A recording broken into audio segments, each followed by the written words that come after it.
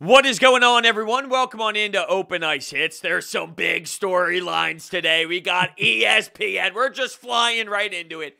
ESPN and the NHL, and it's all about nostalgia. It's what it is. You hear the music. We can both hear it in our brains right now. And then Gary Thorne on the call with the Red Wings or the Colorado Avalanche, Joe Sakic, you name it, Lindstrom, Yzerman, all the guys. That's all I'm picturing right now, and I'm pretty excited. I think it's big for the game itself, the league itself, and just expanding here in America and some of these cities that need a little bit more juice when it comes to hockey. But I'm just so stoked, and I think it's going to be really big for where the sport is.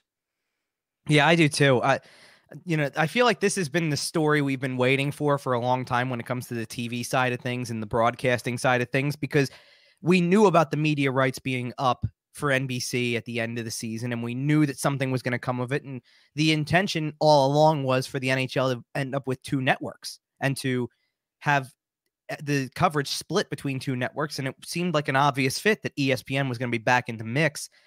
And, sure enough, that official word drops, and it's all nostalgia at this point. You're right. Like just the fact that they even put out a release or put out a story about how that sound is coming back, that intro music that is just etched into our minds. Anybody who was watching from the time that was all out there, I don't even know when that music was introduced, but it was probably somewhere in the early 90s, I would imagine, or something around that. And it's like, that's what we grew up on. And I'm excited to have it back. I'm excited to see that. And I sure hope that the other part of what you've talked about comes true. I hope that, Gary Thorne's a free agent out there in the broadcasting world, and I hope that he said he's interested. So I hope that comes to fruition as well in some capacity, that ESPN gets in touch with him and finds a way to make it happen. Because if we can get that voice back to headline the coverage again and kind of just take us right back, I think it would work wonders for the NHL. Here's my fear, though, because we're so excited and we're so amped up and we remember what it was.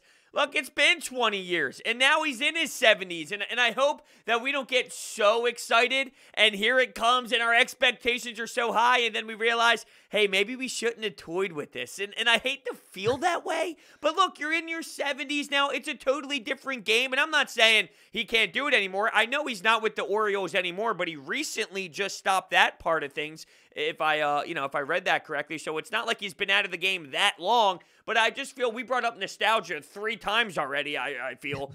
If we anticipate this going just so smoothly and just like it was 20 years ago, and it ends up being a flop, we're going to look like idiots.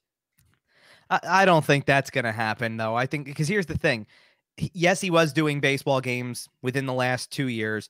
It wasn't his choice not to come back. He would have kept doing it. So that's another interesting part of it, that he doesn't want to get out of broadcasting anytime soon. And by all accounts, the voice still sounds as good as ever. So I don't see any reason why it wouldn't be possible. He sounds like he's literally waiting for a phone call, like to work something out. Like, if they call, I'm answering, I'm listening, and I'm willing to go back and work for them and work for the NHL and do NHL games. And could you just imagine that first, it's not this season, obviously, because it doesn't kick in until next season, but next season, right away, the first year of this deal out of 7 years, they've got the Stanley Cup final. And can you imagine if that's who's on the call for a Stanley Cup final again, just like it was all of those years in the late 90s, early 2000s? Would it feel the same way? Would it have the same impact if Bill Clement was not on the call with him? Now, we know, being here in that Philadelphia market, that he has taken a step aside, but is this so big that it's, give me that microphone, I'm making a return? But if he doesn't, will it have the same power if now it's Gary Thorne and somebody else? I think it could. I'd love it if Bill Clement decided to pull a reversal here after finding all this out and after taking a year off, goes, you know what, I'm willing to come back. I wouldn't mind that at all. But I do think there's guys out there who you could turn to. I was just chatting with some friends over this earlier today, and some of the names that came up, one of them that came to my mind instantly was, put Darren Pang back in there and let him be the lead color guy. And it brings back some of that 90s nostalgia for you. He's still doing Blues games and having a blast doing that, and still does NHL Network. Why not put him back at ESPN? You got guys like that. I actually mentioned, because I was trying to think back to guys who I knew had some ties from whatever. I mean, some of the things that we also grew up on that involved guys like this, that involves Gary Thorne and involve Bill Clement and other guys like that, were the video games we played as kids too. You know, the EA Sports games, and eventually they had ESPN games too, and they're part of that too. Well, I remember games that Darryl Ray was doing color for them, and he's still doing color for Dallas, and would be a great fit for national if he ever wanted to go back and do that and things like that. So we were talking about guys like that. I mean, now, of course, we've also pulled some other names that we'd like to see ESPN maybe tap into if it's possible. I had one buddy of mine who texted me and said, if they can somehow find a way to lure Jim Houston below the border, make it happen. Wow. And I said, I don't know how that's going to happen, but wouldn't it? I had a great combination though for it. And this is no disrespect to the combination that's currently out there that I already actually love whenever it's on any broadcast I see, whether it's a national in the US or a national in Canada. But Ray Ferraro is a great analyst. I love him. I feel like putting Ray Ferraro with Jim Houston is like a dream team. Wow. You know? Yeah. And I look, I love Gordon Miller. I think he does an excellent job too. And Gordon and Ray Ferraro have great chemistry together, and they work off each other really well. And I get excited every time the two of them are doing a game too. But that felt like a dream team, just to put those two names together and say Jim Houston and Ray Ferraro. Can you imagine? I'll tell you who I don't want to hear, though, and I mean this in the most respectful way, because I think the person cares. I think he tries hard. I think he really does study the craft, but he's just not good at it. Scott Hartnell. Oh, Scott Hartnell. He had his first attempt at color the other night on NBC Sports Philadelphia, and I really, here's my problem. I think he cares, and I think he's trying really hard, and I think he's got a good personality off the ice that you would think would work. But I'm telling you, it was a tough listen for me to hear him on the color with Jim Jackson the other day. See, well, first of all, I didn't get to hear any of the broadcast. I was in attendance, so I wasn't listening to the broadcast to see how he was doing, but I did see some things that kind of indicated it wasn't going perfectly. In some cases, you know, and I kind of look at Chris Therien this way in a sense too, because I liked Chris Therien on the broadcast, but he kind of mastered the studio role first. Definitely. And then became a member of the broadcast. I feel like that's kind of, and not to mention, they also kind of broke in Chris Therien on the radio first and then moved him over to the TV side. So he was already familiar with when to jump in, the energy level you need to have to jump in, the way to get your point across, and the expertise you can use and all of that type of stuff. So when he did finally get over to TV, he was really good at it. But I think that I don't know if Scott Hartnell's mastered the studio side of it yet, where you can be, because I think he's got a lot of good knowledge to provide, and I think he can be good in the studio. And we've talked about this with other guys who are on the NBC side who we think are good at it, and who we think we're like, I don't know why they're on the NHL Network or on NBC or doing the pre and post and intermission shows, right? You know, there was Mike Babcock conversation from a couple episodes back, right? So it takes time. It's not an instant thing where you get to come out and just start spewing knowledge and finding a way to make it come across perfectly every single time. You know, that's not what these guys did for a living. They were players, and they might know a lot about the game, but they're not necessarily seasoned veterans for TV or for radio or anything like that. There is an element of kind of learning as you go to that. Like, to me, and this is just me speaking as like someone who went to school for this type of stuff and worked my way up through school and things like that to do it, the best way to do it better and to do anything better, like I would call college games, college basketball, college lacrosse, things like that, the best way to get better at it was to just do another game. You needed to go back in and literally get real-time experience to improve. You couldn't just try to simulate something yourself and try to figure it out. I mean, you could try, but it's not anywhere near as effective as being on the air in the moment and just trying to work through it. So I'm assuming he's going to get more opportunities to do this down the road, and I hope it gets better for him as it goes along, because with more time and with more appearances on air, he will get better. Oh, yeah, definitely. I'm just having some fun with it. And it's different because I would feel differently if there was a laziness to it. And it's like, hey, I don't really care. I'm just doing this kind of thing. Like, it does seem like the guy genuinely cares about this craft and wants to learn from it. But enough of the broadcasting side, although it's important and we want Gary Thorne to be there, which would make this all come full circle. But what about from the game perspective? When we think about the sport of hockey, there's been some ugly times. There was the lockout in the mid-2000s, and then you had to deal with the OLN network, the outdoor network. I used to watch some guy go hunting in the woods, and then in 5 minutes it would turn over to a Devils game. It's like, what am I doing? You had Versus, right? I mean, it was an ugly time for the NHL,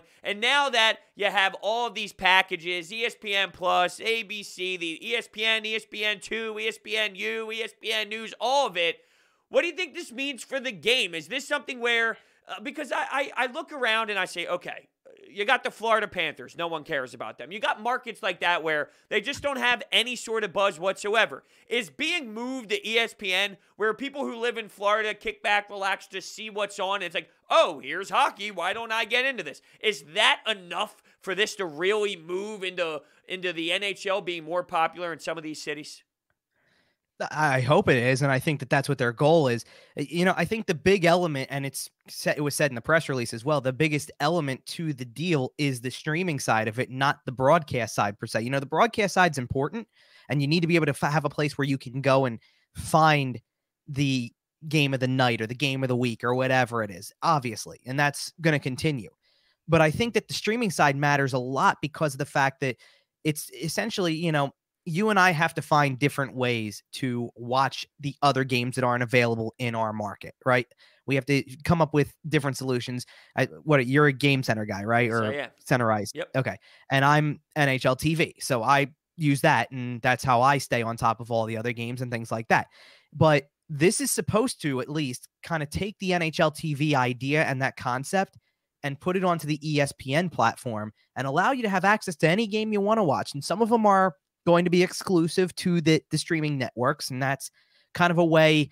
Look, at some point in time, you got to admit that that's the trend that's going on right now. Fewer people are sitting there saying, you know what I should do? I should get cable, and more people are saying I'm going to buy, and more people are saying I should buy the streaming package and watch everything through that. So that's where it's going, and that's what, between the deal with the NHL and what ESPN and Disney and all that type of stuff are trying to do. And quite honestly, I think it sounds a lot better to sit there and say, I'm going to pay for a subscription to ESPN Plus that may also, let's this way, if you buy that, you might be buying that with Hulu, with Disney Plus, and going, okay, now you just got 3 streaming platforms all in one package, and you don't need to, and now you're not getting that NHL TV package because you don't need it. It's all on there. So now you don't even have to worry about buying something separate for one league. It's on there. It's on ESPN Plus, and ESPN Plus is not home to just those NHL games from wherever you want to watch an NHL game.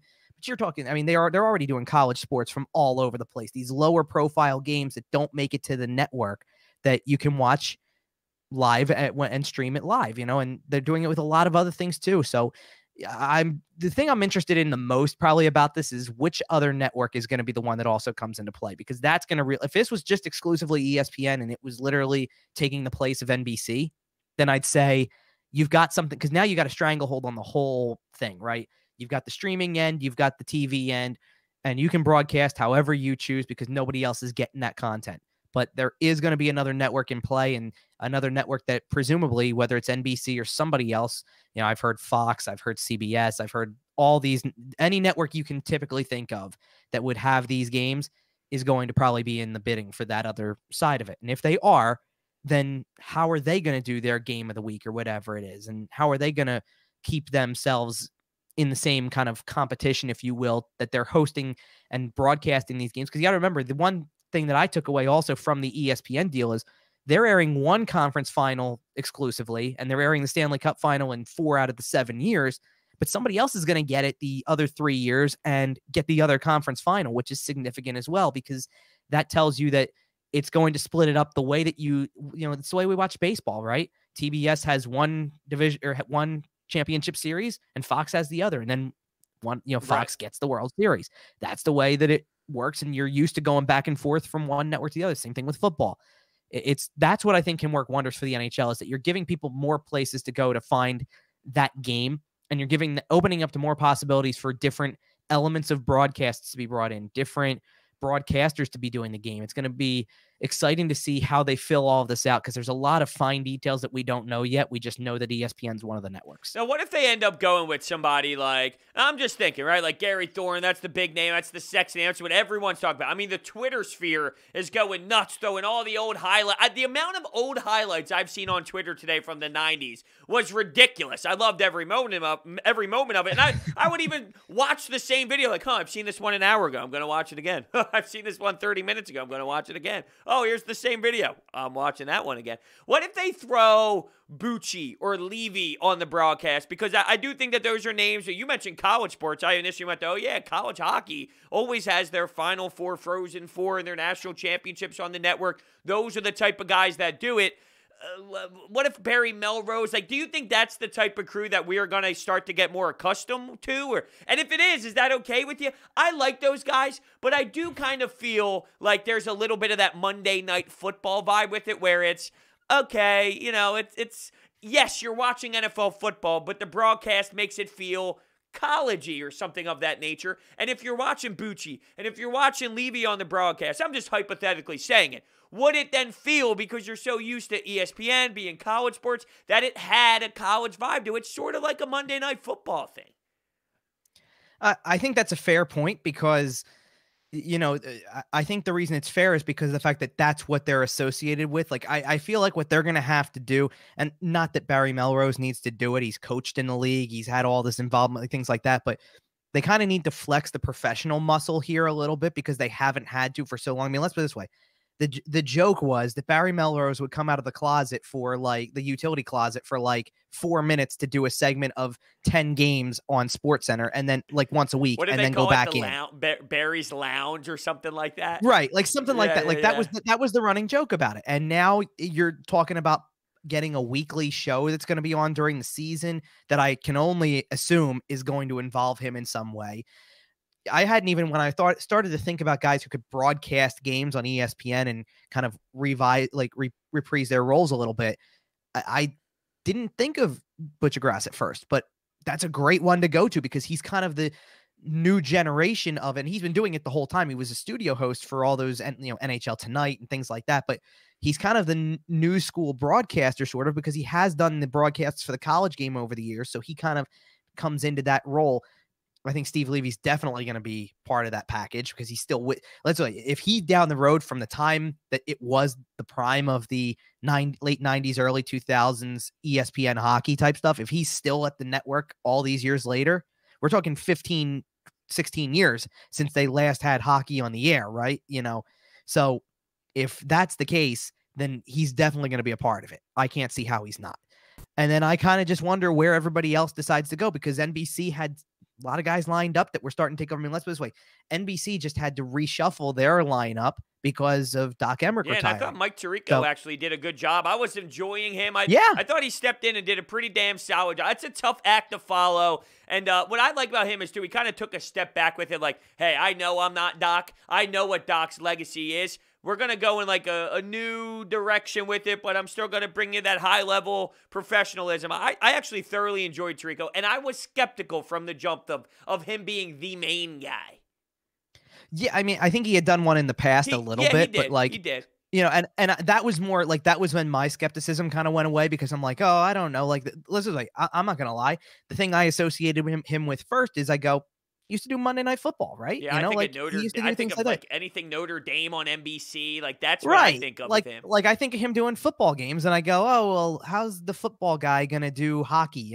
He's really good. He's such a professional, and I'm not surprised in the least that he's having success with it. So he's one of the guys that I kind of wondered what's going to happen to him, because he's pretty well tied down to NBC. He's really devoted to that side, and there are guys who cross over a little bit, but he's pretty locked up by them. He has involvement in the Olympics coverage. He has involvement in a lot of the other things they do. When they have golf tournaments on NBC, he's involved with the studio hosting for stuff like that. When they have, anything with the NFL, he's tied to that. He's tied to the college game, all that type of stuff. So how is it going to translate now that the sport goes to a new network potentially, unless they keep some of it on NBC as that second network? Right. Same thing with a guy like Kenny Albert.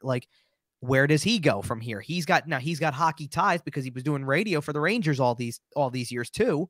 So maybe he's able to go. The one guy I didn't question at all from the jump was John Forsland, because I'm like, John Forsland will go wherever the NHL goes.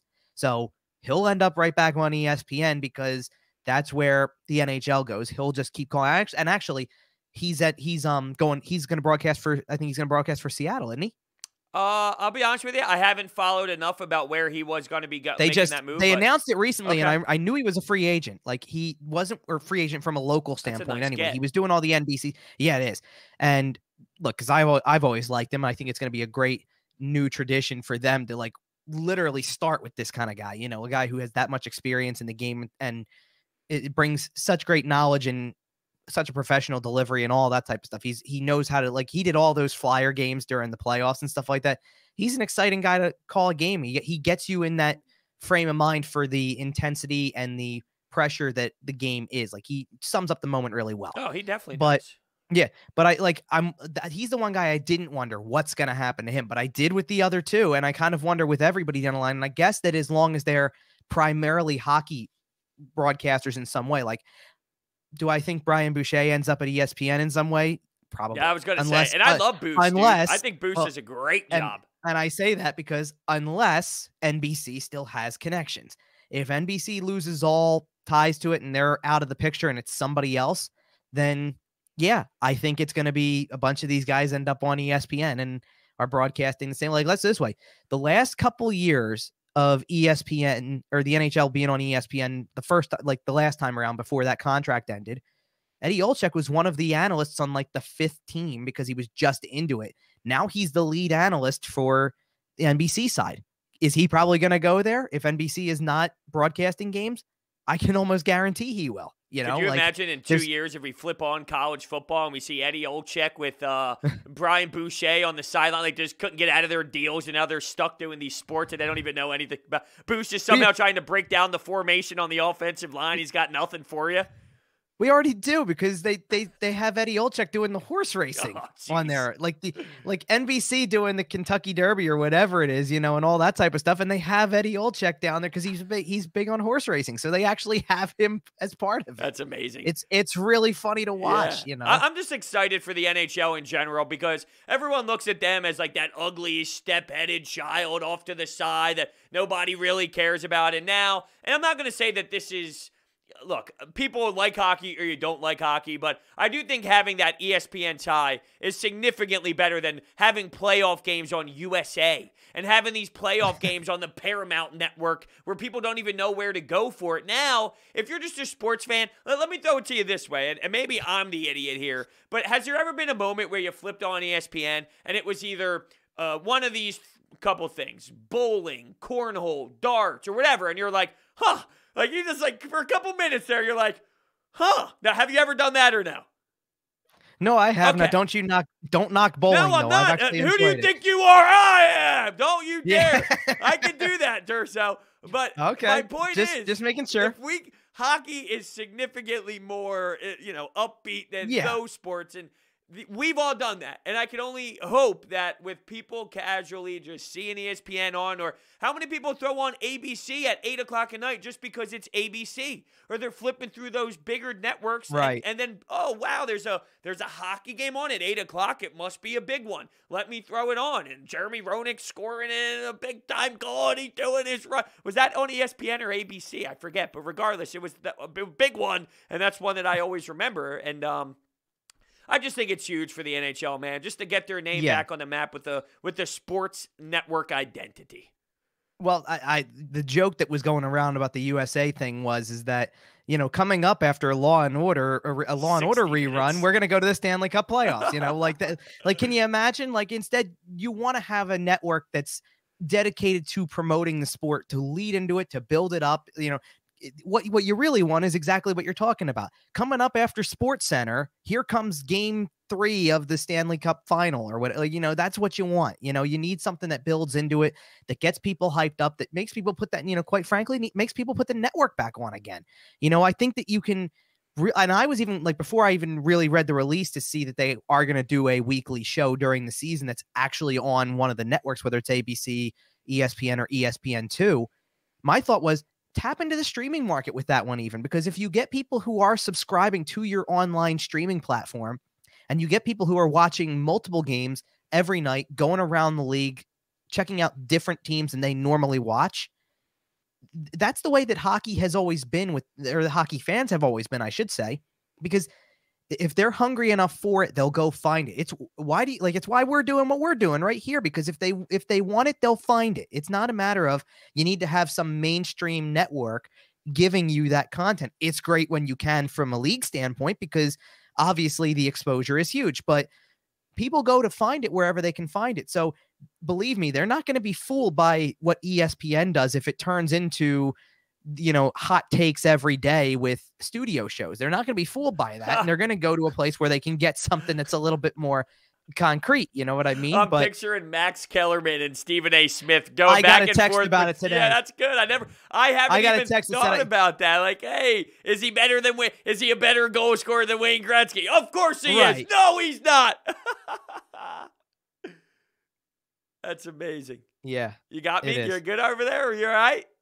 Yeah, no, I'm laughing about because you went for a little pause on me. Looked like you were I don't know. Looked like you lost my audio or something. Because I'm not kidding. No, I'm looking over because I'm checking on one of the other games that's going on as we're recording. Oh, hold on a second. Now you're not even paying attention to me because you're watching hockey. No. I didn't say that. I saw a tweet pop up on my screen over here that tells me that a kid who scored his first NHL goal tonight now has a hat trick. What did I miss? What's going on? For Vegas, Dylan Coughlin. Okay, he scored a hattie tonight. Are they playing Minnesota? Yeah. Yes, and literally they're down to the final minute, and it's 4-3 Minnesota right now, but Minnesota apparently is like holding on for dear life, and maybe not compared to some of the other games that are going on right now. Well, one of them's really early, and then Well, why don't we transition? It's a good transition. Yes, we want to discuss some of these teams right now that are off to a nice start, and we're really questioning.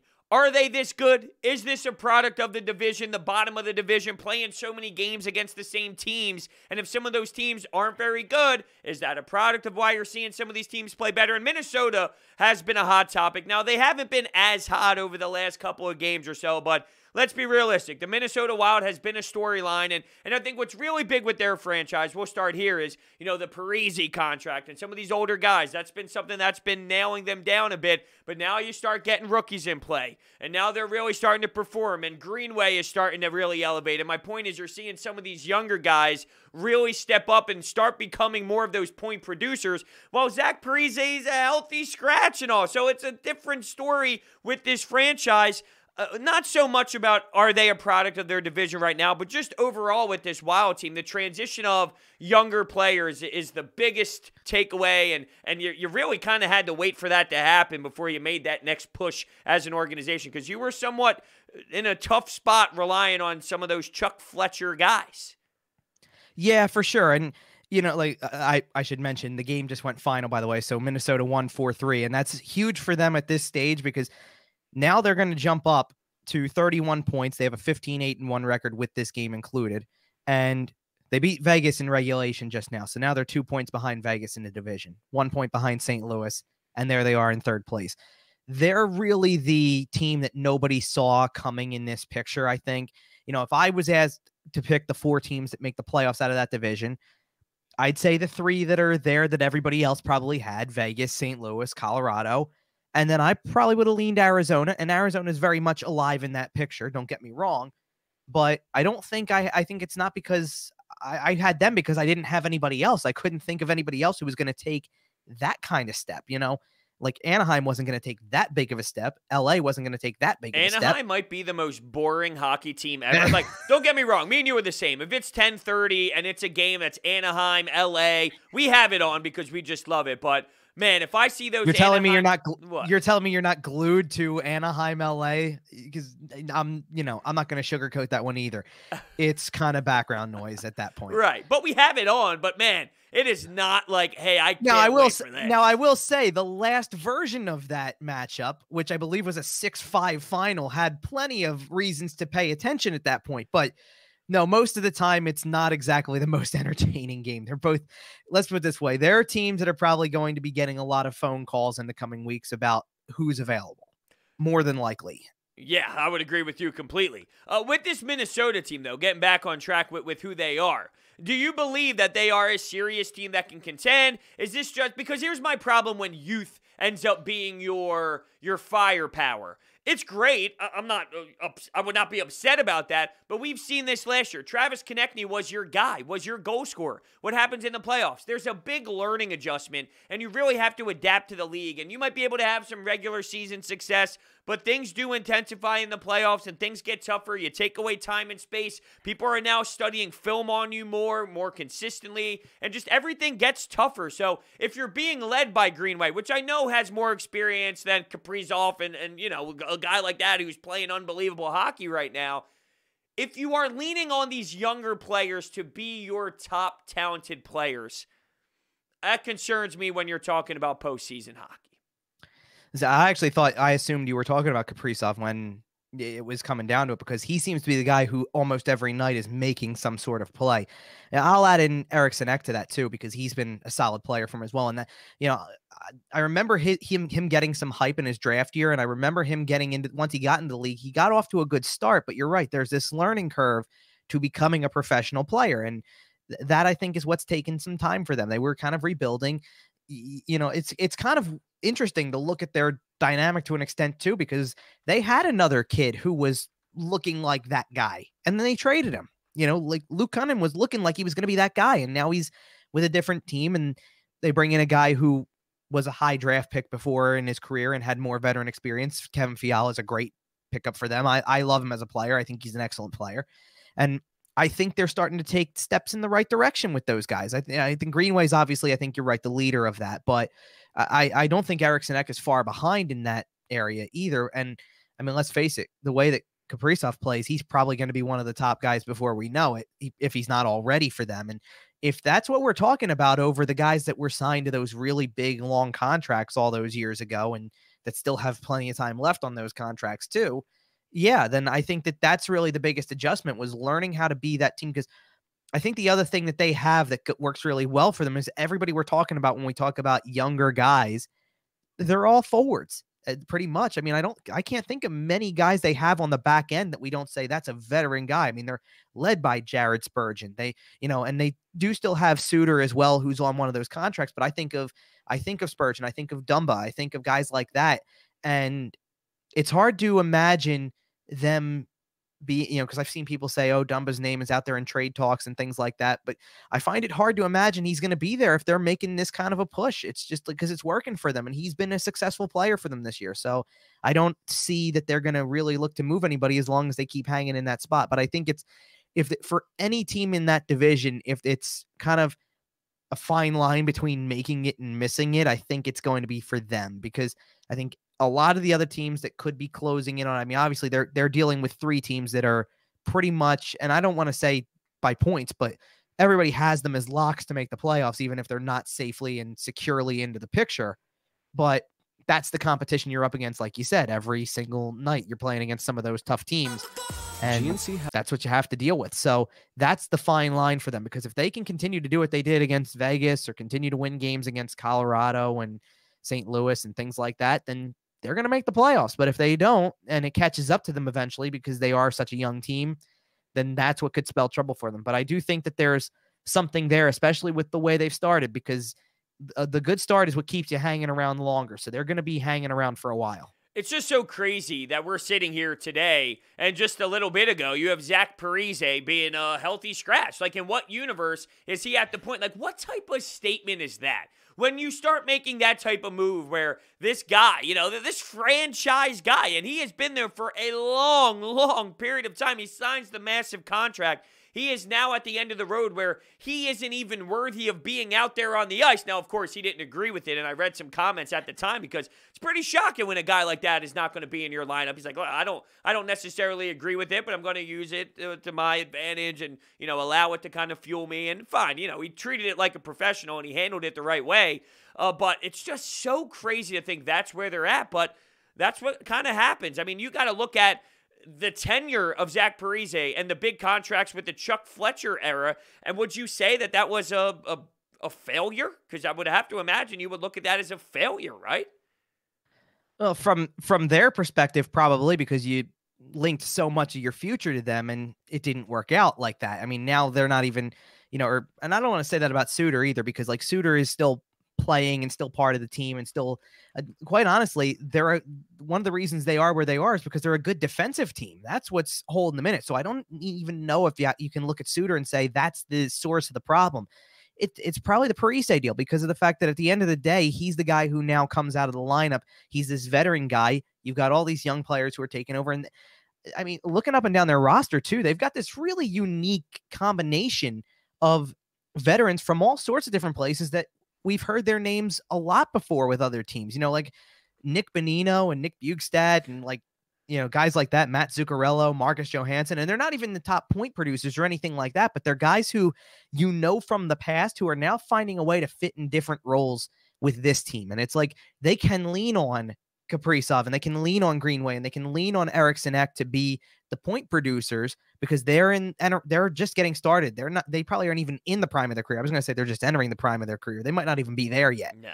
And yet they're the leading producers on the team, while you have these other guys who have been in playoff series before. I mean, think about the playoff runs that Nick Bonino went on and that Matt Zuccarello went on, and guys like that. Like, they've been around the block multiple times, and they can help mold these kids into something special possibly. So that's really the benefit that they have, is they've got a lot of good veteran experience that mixes well with the youth. And that's sometimes the best formula for creating a team that has a shot to contend. Yeah, definitely. I'm with you. Just as you kind of alluded to, some of these guys, and not so much Zuccarello, but I'm not going to say he's where he once was when he was at the top of his personal game. But a lot of these guys, Bonino, they're the bottom 6 guys. And you're right, there is this professional, hey, follow me type lead. But I go back to, if you're talking about point producers and your top scoring threats as young guys, that's what concerns me. But I'm looking at, since Zach Parise got to Minnesota and their playoff success, if you will, and of course I'm using air quotes, like lost in the first round, lost in the first round, lost in the first round, won first round,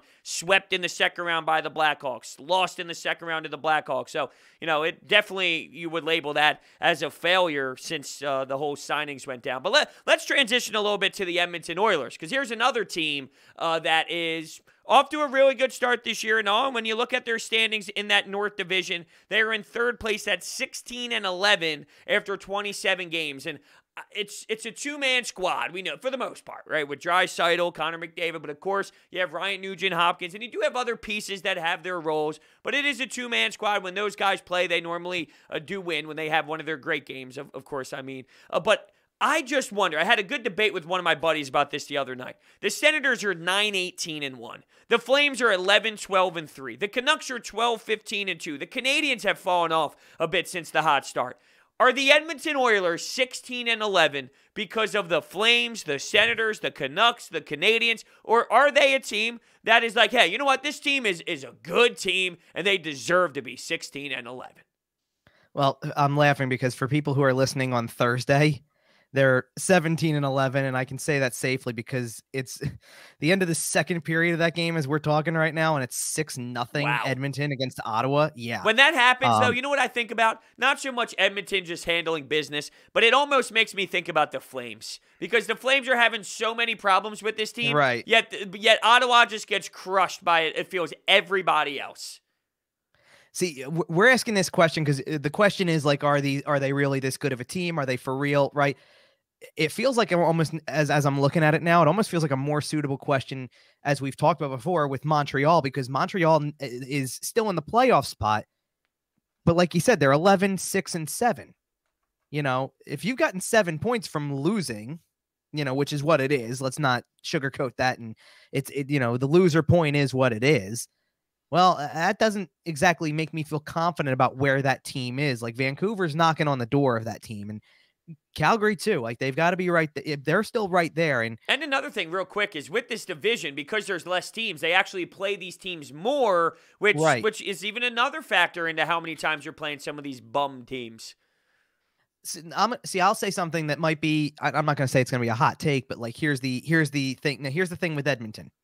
The reason we talk about or look at the Edmonton Oilers the way we do is because every team out there has 2 players that you can look at that you expect, like, that are good. And that doesn't mean that it makes the team good. Like, I just, like, last night, I watched a game, the Flyers against the Buffalo Sabres. Well, the Buffalo Sabres have 2 good players, right? Like, 2 really good players at the top that almost qualify as superstar quality, Jack Eichel and Taylor Hall. People know their names. People know to watch for them.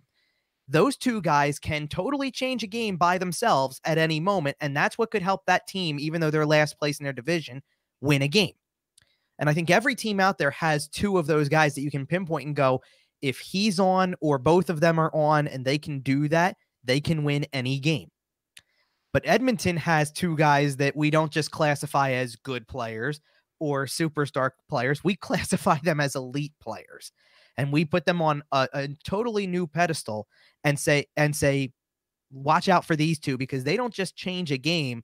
They completely take it over and win it by themselves, more than just on a couple of shifts. They win it by themselves the whole time, right? That's what we're talking about. And that's why I think we look at the Edmonton Oilers and sit there and go, well, are they for real in third place, or by this point, second place with the 2 points against Ottawa? Well, it's hard to answer that question, because if those two guys somehow are still not fine, like it's still only a 17-11 record. There's still a sizable number of losses to go with the wins. So even though they're winning games, and it might be a product of playing Ottawa and Calgary and Vancouver and taking advantage of that, it still doesn't mean that they're right at the top. Like it would be one thing if they were where Toronto is and you're going, look how dominant they are, and they've got who everybody seems to think is the best player in the world right now, or things like that's how we view them. And when they're not at the top, we sit there and we go, well, what's wrong? What's going on? Like why isn't McDavid taking over more? Why isn't Draisaitl taking over more? What's going on?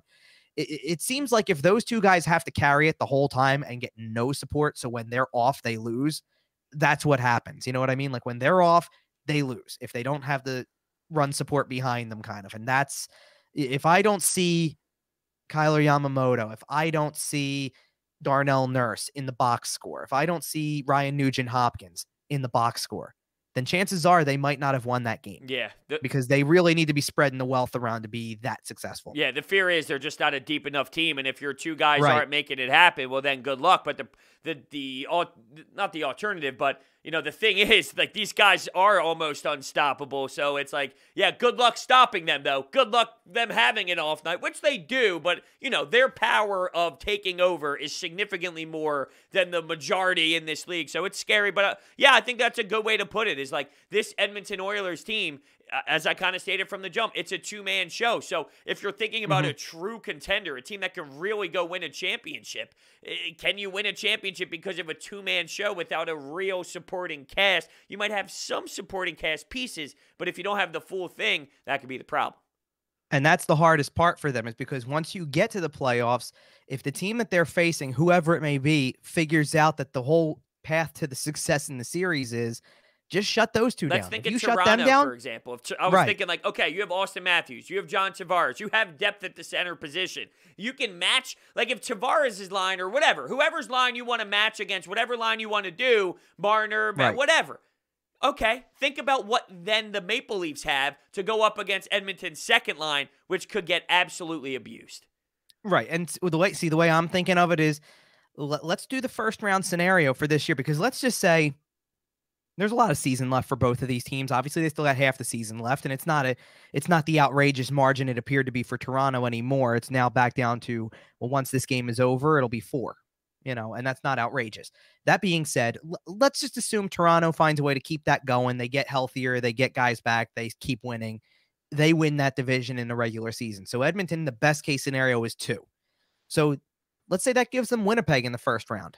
What does Winnipeg have to do to win that series? Quite possibly shut down those two, and you've got to win. Talk about another team that has some good center depth and all. Right, and well, not just that, but like it's just that's the formula. And until that's not, like, it's like the Toronto thing. We can look at Toronto and talk about, oh, they're really good, they're playing outstanding right now. Look how many wins they're getting, but it doesn't take away the first round stigma until you actually go and win the first round. So we'll have that question for the rest of the regular season until the playoffs begin. And the question with Edmonton is going to kind of be the same. Can they get to the next level with these two guys who we know are next level players, but do they have to be completely on their game for the entire series and the entire playoffs? Or are other guys going to step in when they're not at their best and find a way to help that team get over the hump and win playoff series? Because until that happens, somebody like Connor McDavid is going to be playing for a team that can't get to that level. And that's going to be a shame, because you think about the other guys we've talked about, and for, like, let's just like, for years, that was the Ovechkin thing, right? Ovechkin's on a team that can't get past that second round. They just can't get to that next level, and he can be as great as he wants to, but he's not getting them there by himself. Same thing's going on with McDavid and Draisaitl right now. They're two really great players, elite in this league, that until they get there, it'll be the thing that's talked about the most in their careers, and whether or not they can do it while they're with this team. Well, let me throw you a little curveball here, because you brought up Jack Eichel, and this will be our last topic of today's show, but just really interesting with the Jack Eichel stuff. If you are ahead of this organization right now, because look, there's been rumors, should he be traded, should he not be traded? What's going on with Buffalo? We knew that they were a dumpster fire and very dysfunctional, but they just get worse and worse and worse and uglier and uglier. And it's kind of crazy that you're hearing reports, and I don't know how true they are, but Taylor Hall wouldn't mind going back to Buffalo. It's like, in what world is now the time for that type of storyline to pop out there? They look like to be just a mess. But if you are the Sabres, you would imagine that a player like Jack Eichel would be what helps turn your franchise around. You finally land that. It's not the case. Is it really time to move on from him, trade your captain, get all these picks, and start building in the draft again? I mean, is that really the move right now with Jack Eichel's age, with the captain on his chest? Is that the best thing for Buffalo? No, it's not the best thing for Buffalo. I mean, it might be the best thing for him personally, but I don't know if it's definitely not the best thing for Buffalo, because quite frankly, that sends the total wrong message to everybody who supports the Buffalo Sabres, because that was the whole point of Taylor Hall signing there, was if you put him with Jack Eichel, you can always enjoy Jeff Skinner and his cap hit. Oh, that's not right. Yeah, I guess so. That's not right. You know what? As I was sitting there watching that team for the 5th time this season, 3rd time in person, and the first time I actually saw them in person, they looked like a really good team. I'm not going to lie. It was 3 games into the season. Didn't they beat the Flyers that night? Yeah, 6-1. Yeah. Yes. Yeah. So as I'm saying, they looked like a really good team that night, but the other times it hasn't been like that at all. And I'm sitting there watching, and I'm going, now that we're this far into the season, now that we're nearing the halfway point, this is what Taylor Hall signed there for in the offseason. Like that's the question that enters your mind. Like, this is really what you went there to play for. Like, I almost sat there and in the back of my mind went, good thing it was a 1-year deal, because you're kind of seeing what your future would look like in Buffalo right now, because they've made the changes. You know what I mean? Like they've had the high draft picks. They made the GM change. They're probably on the cusp of making a coaching change. It just feels like, let's do it this way. I smell smoke when that team was in the building the other night. There's very clearly a sense that they're beyond frustrated with where it's going, and it just doesn't seem like you're almost getting to the point of no return with that one. So I feel like there's a coaching change coming. I feel like there's more things to come later. I don't see how, if you're Taylor Hall, you're really sitting there honestly saying you can see a future there. Here's the quote beyond the season. I found the quote while you were talking there, and this is okay. He's pretty much talking. He said, look, I'm open to anything. It's not like I've had an amazing statistical year by any means so far this year. So just in saying that, I've enjoyed my time here. I've really liked the guys, the coaching staff, the way they treat players, kind of like some player speak. And he continues here and goes, and like we said from the start, my agent and myself, we're open to anything. I was never treating this as just a 1-year thing. I was always coming into an open-minded. We'll have to see what happens here. If there's interest on their side, yeah, of course I'm interested. Now, do you think he's just like, hey, if I don't get any other offers that I'm happy with, let's just keep the relationship good? Or do you think that there's some truth to it? It's pretty interesting the way that that's worded, but he kind of alluded to it. It's not like I'm having this type of season that I'm going to hit the market, but dude, if Taylor Hall is on the market, I think plenty enough teams are going to try and get a chance to get his hands on him. I went really quickly because I went to go look, and I was trying to see what kind of production he was having this year, and he's got 2 goals and 14 assists. But imagine 16 if he was points in 24 games. If he was on a different team. No, I know what I'm actually wondering in that sense is, so you spend all these years in New Jersey, and you have that one really good year, obviously, but then you miss half of a year with an injury. You play out part of the year and you get traded. So you had 25 points in 30 games before the trade. You go to Arizona. You manage 27 and 35. Now you sign in Buffalo. You get this massive 1-year deal, $8 million, and you're at 16 points in 24 games. Is anybody out there paying him $8 million next year in a flat cap world? Probably not. So that's crazy. Of course he's open. No, so of course he's open to returning to Buffalo, because if Buffalo is the team that opens the checkbook for $8 million, he's probably signing there. Like, that's the thing. Like, I think that that's the message right now. Like, If he thinks that he's really worth that much, and I understand he's slumping. I understand he's playing with a less than 100% Jack Eichel, who is now missing another week, maybe more, that I understand. But at the same time, like, I'm sitting there wondering, if this is really what you signed up for, then did you sign up for it because they were offering you the most money, or did you sign up for it because you actually thought you could help turn that team around? And clearly that hasn't happened. Yeah, I think it probably is a little bit of both, because realistically, I think everyone's expectations for Buffalo was significantly better than this heading into the season, right? So I do think that there's some truth to maybe both. Like, hey, they offered me a great one-year deal, and with Eichel, with Reinhart, with some of these players, Dahlin, who's coming into his own, right? Like, hey, we got a young defenseman who might come into his own a bit. Like, the narrative behind Buffalo was they might have something nice this year. So I think entering the season, it was probably a mixture of both. Well, I think the other question too, or at least the other unique dynamic to this particular season anyway, is there just about every team that I can think of who's gone through a COVID situation. We talked about Minnesota kind of leveled off.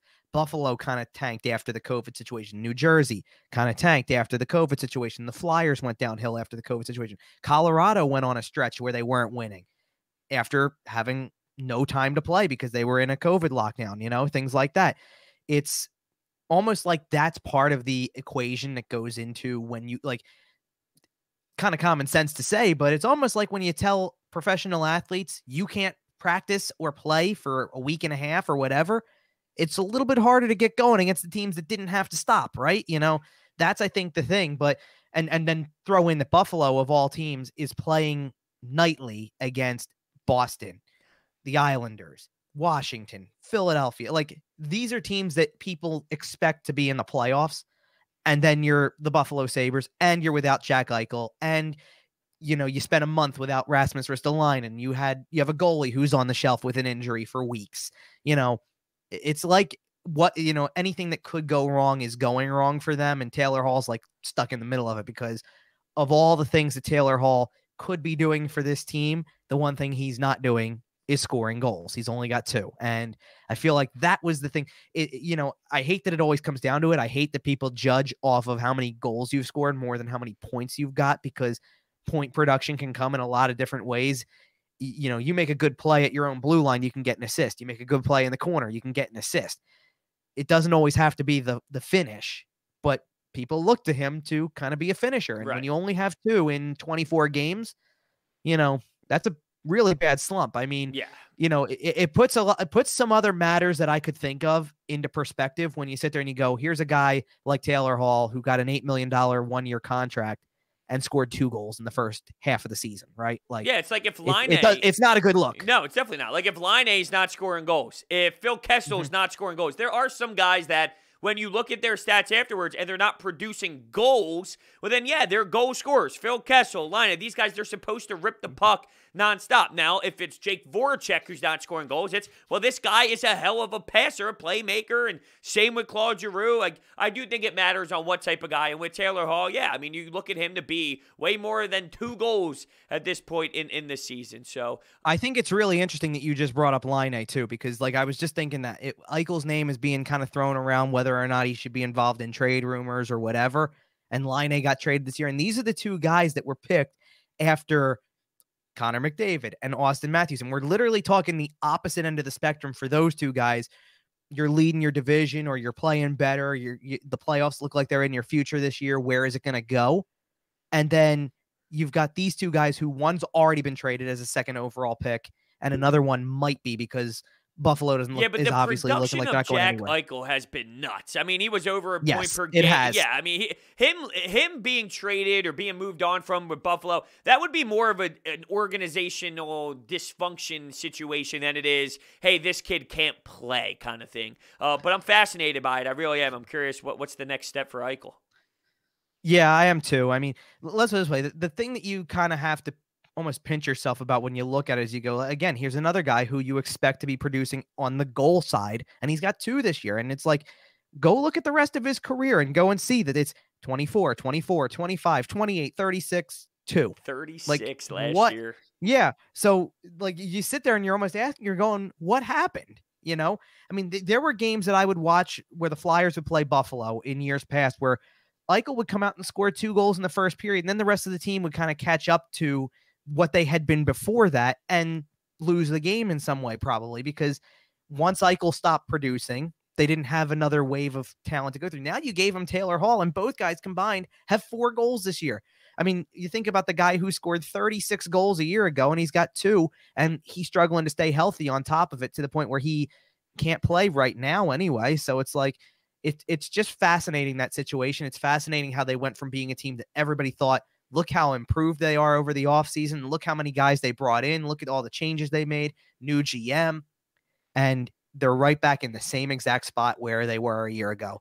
And literally, the more things change, the more they stay the same, I guess, with that team. Yeah, nope, you nailed it for sure. It's unfortunate because it's hard for me to really judge him, knowing that the injuries are in play and all, and he's definitely significantly hurt. But yeah, we'll keep. And he was outstanding as coming into the league, because his college games were outstanding. Him watching him and at BU, it's like, right, dude, right, like he was outstanding. So it's not a lack of talent. It might just be a situation that's beyond repair at this point. Like. Oh, you can't. I know. You can't. That's Carson Wentz written. That phrase right there. No, but I know. Hold on. Oh. I know. No, but no. But all right, then I'll say it this way. Then I know the change of scenery thing is overused in sports, but this is a guy who probably could use a change of scenery and go to a place where, winning is a little bit more in the recent past than it is in Buffalo. Because I mean, when was the last time Buffalo had a strong playoff push? Am I really going to have to go back to the Flyers? Right. That's what I'm saying. Am I really going to have to go back to like 2011 to find it? Like, if that's the case, then it kind of is a trend that you don't want to be a part of for too much longer if you're probably in his shoes. So yeah, for sure. That's the interesting part. Yeah, no doubt about it. But look, with that being said, we're going to close this one out. Another fantastic day. Durso, there's nothing better than pouring my nice soda here, relaxing late at night, and just talking some hockey. And the beauty part of this it's not your fourth cup of coffee? No, today I went a little soda. Number? I had 7 cups of coffee before. But look, we're finishing this up. It's 10 p.m. The beauty of tonight, which we're recording on Wednesday before we drop on Thursday morning, there's an 11 p.m. hockey game. 11 p.m. here, which is, you know what? I'm actually kind of excited about it. It gives me my night. My night is just planned out perfectly. Is it Vancouver versus Montreal, right? I was going to say, be honest, you're excited because it's the Montreal Canadiens, and you get hopped up for a Montreal Canadiens game. Well, not as much as Toronto, but I do enjoy. Oh, that's right. Not as much as Toronto. I do enjoy a nice Montreal game. Although ever since I said they're going to hoist Lord Stanley, they went out on a little bit of a funk. But that's neither here nor there. What we do know is it is time to end today's episode of Open Ice Hits. Thank you guys all so much for listening, and we will see you next week.